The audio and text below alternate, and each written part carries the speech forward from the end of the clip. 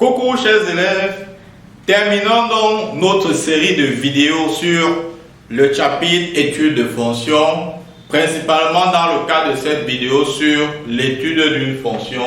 Nous allons à travers cette activité que vous avez derrière moi, vous montrer comment faire pour construire la courbe d'une fonction rationnelle. Alors pourquoi je m'arrête sur la courbe d'une fonction rationnelle qu'une autre fonction, par exemple celle d'une fonction racine ou d'une fonction polynôme? Eh bien tout simplement c'est parce que la courbe d'une fonction polynôme est plus simple à construire à partir de la donnée de plusieurs points que la courbe d'une fonction rationnelle. Il va de même pour la courbe d'une fonction racine. Je vais vous montrer où est-ce que ça diffère et pourquoi la courbe d'une fonction rationnelle, il est nécessaire que l'on vous montre cela une fois, que l'on vous donne les tactiques pour que vous ne puissiez pas tomber dans certains pièges que beaucoup connaissent déjà. Donc, nous allons donc attaquer l'activité que nous avons derrière nous ici pour pouvoir découvrir l'ensemble des pièges dans lesquels beaucoup tombent et que vous ne deviez surtout pas faire. Donc, dans notre activité ici, nous avons une fonction, la fonction f de x égale à 3x plus 4 sur x moins 2. Première question, on nous demande de trouver le domaine de définition de f et ensuite on nous demande de construire la courbe de f sur l'intervalle moins 1, 2, union 2, 5, semi-ouvert, semi-fermé. Donc, pour le domaine de définition, comme nous l'avons vu précédemment, f de x étant une fonction rationnelle qui est 3x plus 4 sur x moins 2.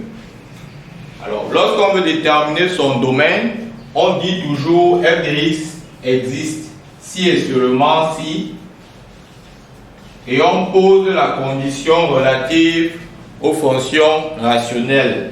On sait que pour une fonction rationnelle, la condition d'existence de f de x existe si et seulement si son dénominateur, c'est-à-dire x moins 2, doit être différent de 0.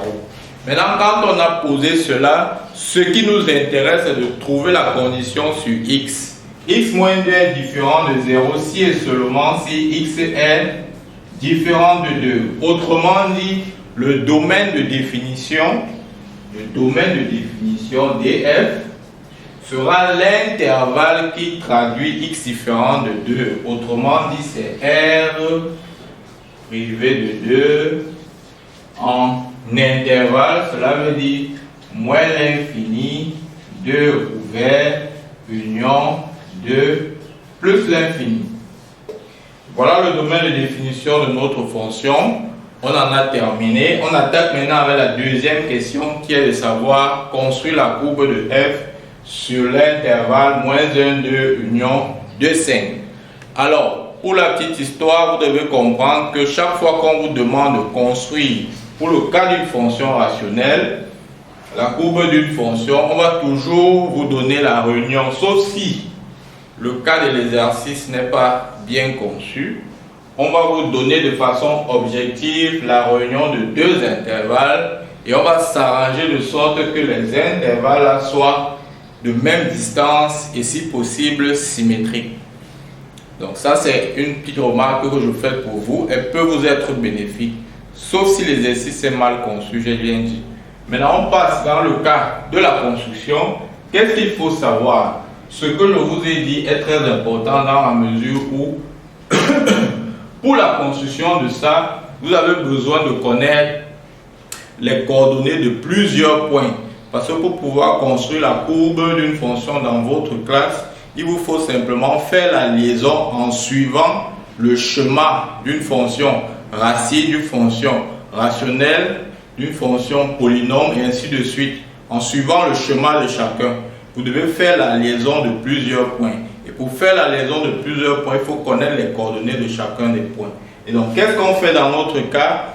Comme les intervalles sont supposés être des intervalles de même distance et symétriques, ce que vous devez faire à chaque fois, c'est que vous devez prendre au minimum 3 points à gauche et 3 points à droite.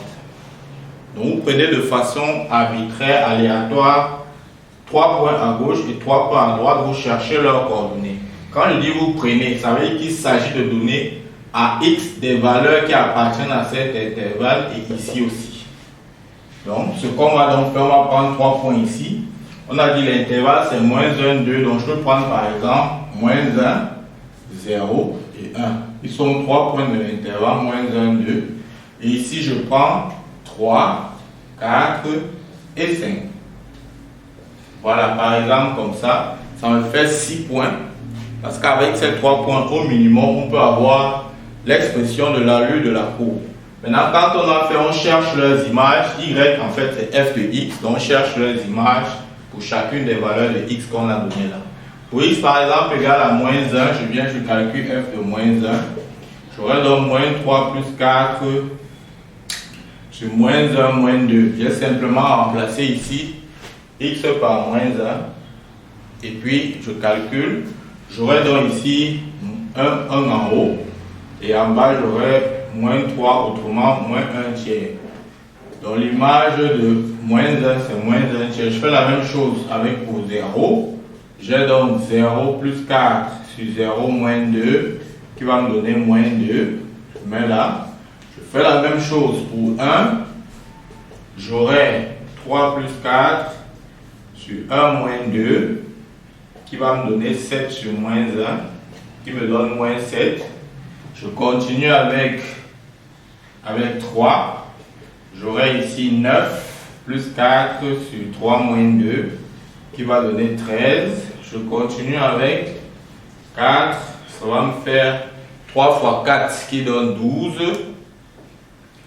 3 fois 4 donne 12. 12 plus 4 ça fait 16. 16 sur 4 moins 2 qui donne 2. 16 divisé par 2 ça fait 8. Et enfin je trouve pour f de 5 qui va faire 3 fois 5 plus 4 sur 5 moins 2, autrement dit 19 sur 3. Maintenant, je place donc les images de chacun. F de 1, on a vu, c'est moins 7.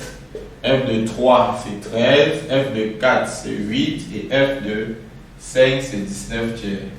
Voilà. Maintenant, j'ai les coordonnées de 6 points. Je vais donc venir chercher à placer donc ces différents points sur la courbe et afin ressortir la courbe en question. On va placer le point de coordonnée moins 1 tiers, donc le point ici, le point ici, le point ici, le point ici, le point ici et le point là.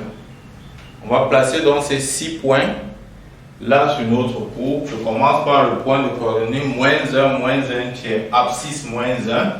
Il est là, ordonnée moins 1 tiers.